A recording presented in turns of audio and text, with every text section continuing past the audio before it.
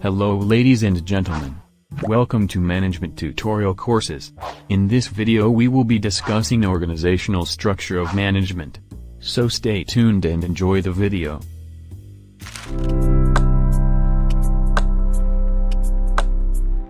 An organizational structure is a system that outlines how certain activities are directed in order to achieve the goals of an organization. These activities can include rules, roles, and responsibilities. The organizational structure also determines how information flows between levels within the company.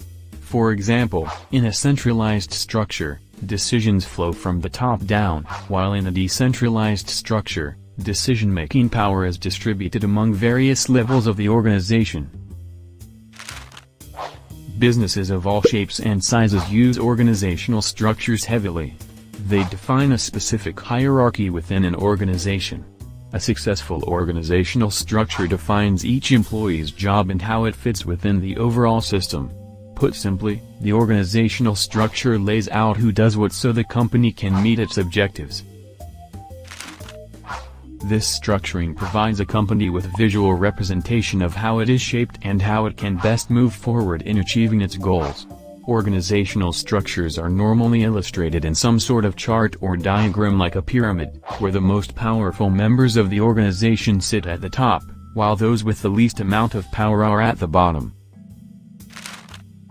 Centralized organizational structure. A centralized organizational structure is one that relies heavily on top-down decision-making.